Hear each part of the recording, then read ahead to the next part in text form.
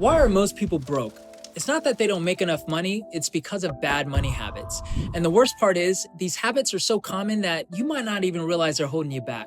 So let's break down 7 bad money habits right now and how to fix them so that you can get ahead. What's up, everyone? I'm Cedric, a financial professional turned video producer, and I'm here to help you simplify personal finance. Look, we all make mistakes with money, but life and finances isn't about being perfect, it's about learning and improving. I've struggled with every single one of these habits myself at some point, but the good news is, with the right mindset and even small changes, you can overcome them. Habit 1. Being apathetic about your finances. It's human nature to ignore problems that you feel are overwhelming. But let's be honest, ignoring your money only makes bad situations worse. For many of us, this isn't even entirely our fault. Most of us were never taught how to manage money. Maybe you grew up in a household where money wasn't talked about, or worse, it was a constant source of stress. Without good examples, it's easy to fall into this habit of ignoring your finances altogether. But the key to breaking this habit, just start taking action. You gotta start somewhere.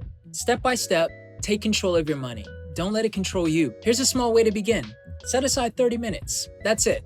30 minutes a week to look at your finances. Check your bank accounts, track your spending, or read one article about personal finance. The goal isn't to solve everything overnight. It's just to start. And with each small, consistent step, I promise that you'll build your confidence and knowledge and create the financial future you want. Bad money habit number 2 is failing to track your spending. How can you make progress with your money if you don't even know where it's going? Maybe you don't realize how much you're spending on small everyday purchases. Those $5 daily coffee runs, subscription services you forgot to cancel, or constant Uber Eats deliveries can add up to hundreds, even thousands of dollars a year. Keep it simple and find a system that works for you. Personally, I like to use a spreadsheet and the zero-based budgeting method where every dollar has a purpose. You can use a notebook or any budgeting app to log your expenses. The goal is the same, to get a clear picture of where your money is going. A tap or swipe feels like nothing, but tracking your spending forces you to face the reality of how much each tap and swipe is actually costing you. Sometimes just seeing the numbers can be enough to make you think twice. The key here is awareness. Once you know where your money is going, you can start to make smarter choices with it. Bad money habit number 3 is impulse spending. You know the feeling. You're walking into Target for some toothpaste and you leave with a new lamp, a cozy blanket, and somehow a set of dumbbells you didn't even know you needed. Or you're shopping on Amazon and in order to get the overnight shipping, you just need to add $7 more to your cart to qualify. Impulse spending can quietly sabotage your financial goals. The spur of the moment purchases might not feel like much at the time, but they add up fast. Before you know it, you're wondering where all your money went. The problem with impulse spending is that it's oftentimes emotional. Maybe you're bored, you're stressed, or you're just trying to cheer yourself up. The fix? Be mindful. Maybe you've heard of the 24-hour rule.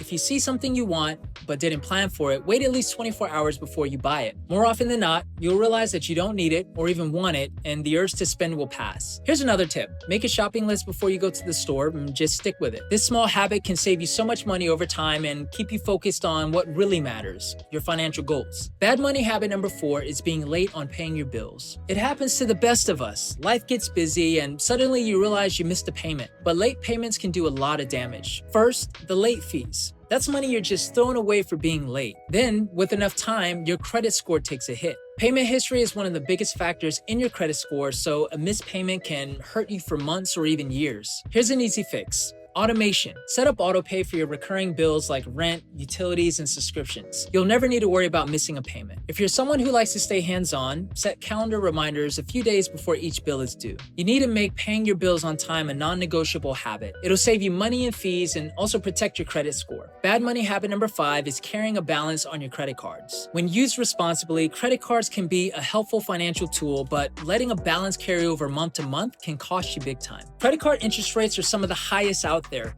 often starting from 20% and going up to as high as 36% APR. This means that even small balances can snowball into big debt over time. Here's how to avoid this trap. Only charge what you could pay off in full by the end of the month. Now, I like to use my rewards credit cards to earn points, but I treat it like a debit card. Instead of using my actual debit card to pay for expenses, I use my credit card for purchases that I've already budgeted for. The key word is budgeted. I pay off the balance the same day or within a few days of making the purchase, and that comes directly from my checking account. This way, I earn points or cash back without ever paying a penny in interest. This is the hard truth about carrying a balance. It's a guaranteed way to lose money. Every dollar you spend on interest is a dollar that could have gone towards saving or investing or reaching your financial goals. Don't let high interest rate debt hold you back. Use credit cards wisely and make your money work for you, not for the credit credit card companies. Bad money habit number 6 is ignoring your debt. The longer you wait, the bigger the problem gets. Debt doesn't just go away, it only grows. For example, let's say you have a $10,000 balance on a loan with a 10% interest rate. If you're only making minimum payments, you could end up paying thousands of dollars in interest over time. That's thousands of dollars thrown away instead of going to your financial future. It can be hard.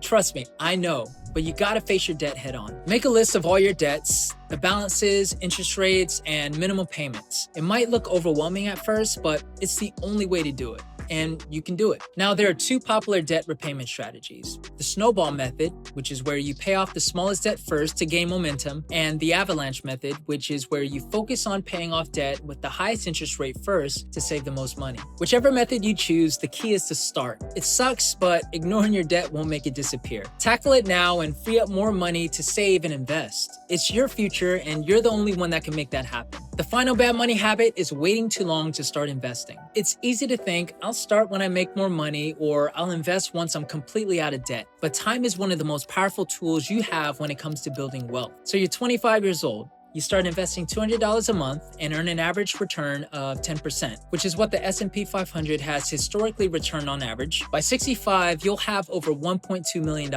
Now, let's say that you wait 10 years and start at the age of 35. At 65, you'll only have about $500,000. That's a difference of well over $500,000. With investing, you don't need to be an expert to start. Low-cost index funds and ETFs that track the S&P 500, like VOO or SPY, allow you to invest in the entire market with just one fund. Once you buy, you just keep buying on a consistent schedule, no matter what the market is doing. That's called dollar cost averaging, and it helps smooth out the market volatility over time. All you gotta do is keep holding your investments, then let the power of compounding do all the work. You also don't need a lot of money to get started. Even $50 a month makes a difference. And if your workplace offers a 401k or 403b, contribute enough to get the employer match. It's literally free money. If you don't have a workplace plan, consider opening up a Roth IRA or investing in a low-cost index fund. Consistency is key. You gotta give your money time to grow. The perfect time simply doesn't exist. The best time to start was yesterday, but the second best time is today. Breaking free from bad money habits doesn't happen overnight,